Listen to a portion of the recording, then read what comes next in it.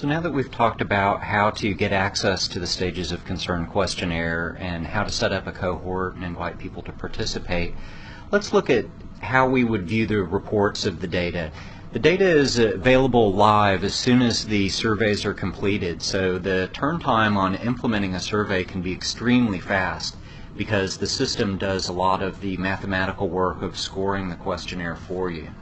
So I've logged into my account here again. This is a slightly different account. I've got several cohorts on file, and what I want to show you is this bottom cohort. So first what I'm going to do is click into the report for this particular cohort. So when we come in, what you see here is a lot of numbers, but basically all this is kind of showing the math of how the scores were created. So starting up here at top, we see our cohort description, which is named the PPSG cohort, fall 2008. Differentiated instruction was the name of the innovation. And we've got 4 questionnaires completed in this particular data set. Now the questionnaire itself includes 35 questions, and each of the questions relates to a different stage of concern of the 7 stages. So what we see is question 3, 12, 21, 23, and 30.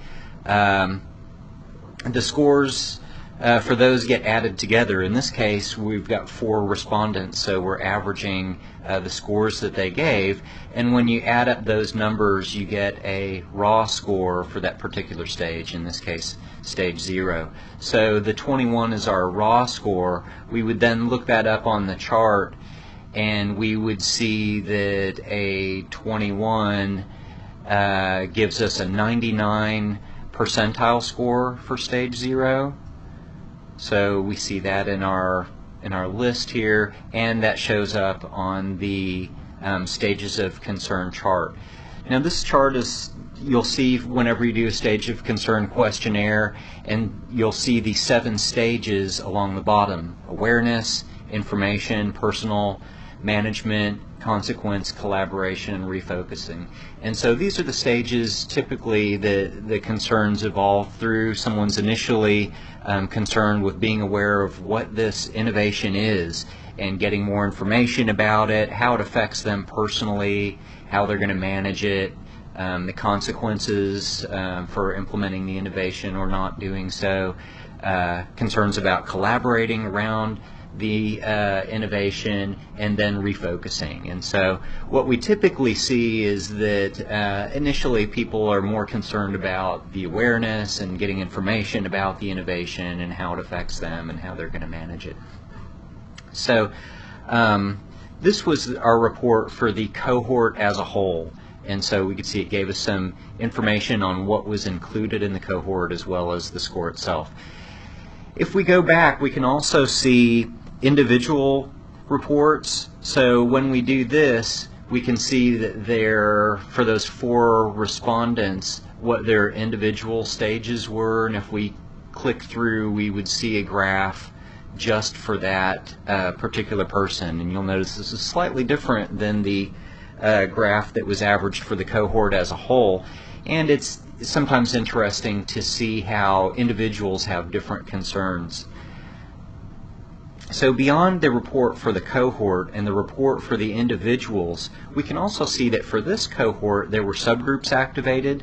There were 4 subgroups that were activated, as well as 3 custom subgroups. So I'm going to go for a second just to show you the setup screen, because it was a little different in the demonstration I did a moment ago for the other cohort I set up. In this one, we activated 4 subgroups for the building, the grade taught, years of teaching experience in the department, and we also made an additional custom subgroup. And these are used slightly different in the system. And the main difference is that when you go and look at a report for your subgroups, you can, for the standard subgroups, you can limit the report to just include those responses for a particular subgroup. Let's say I just want to look at School A, which had 3 responses on file. If I select that option, when I view the report, it's only going to view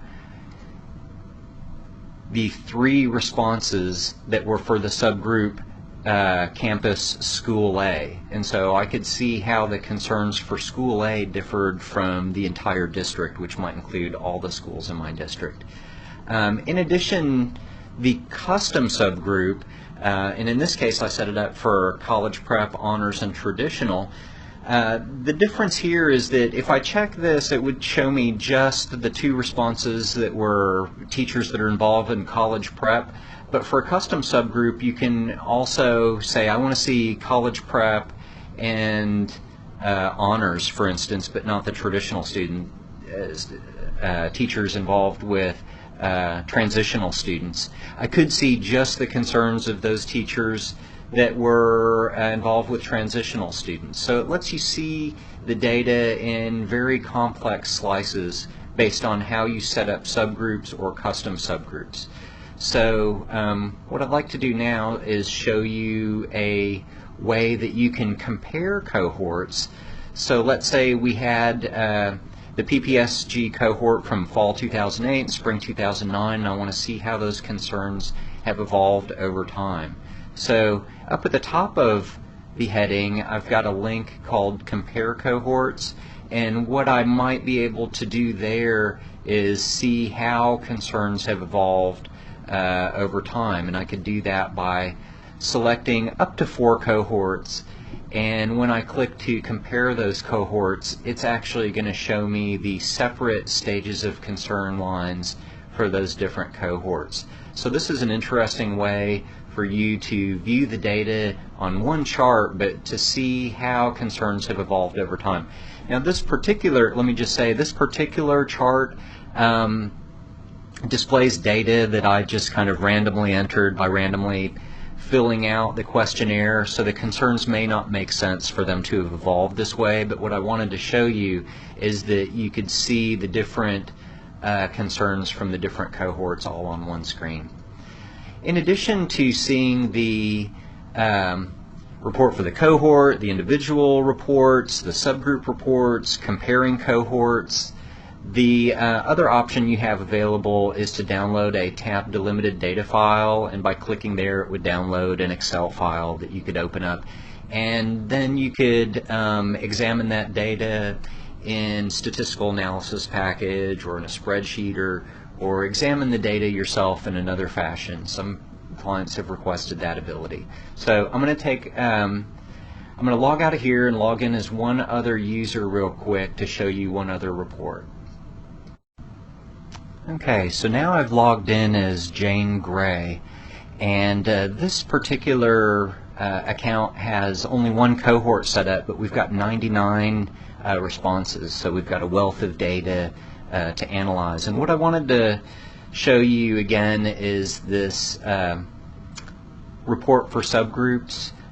This particular client had subgroups set up for 4 different campuses, campus A, B, C, and D, and the subgroups that were set up were for educators that dealt with general education versus special education in each school. And so the interesting thing here is, because the subgroups were set up this way, I could click the campus A options to see the report for the campus A, or I could see all of the general ed educators and see what concerns, what stages of concern that they are in on average, as well as seeing if I click all these special ed educator responses, I could view the report for that. So it's just another example of how you can use the custom subgroups to get at very fine slices of data.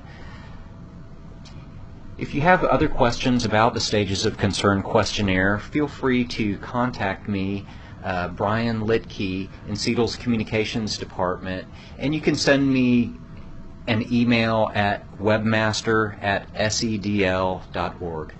Thank you.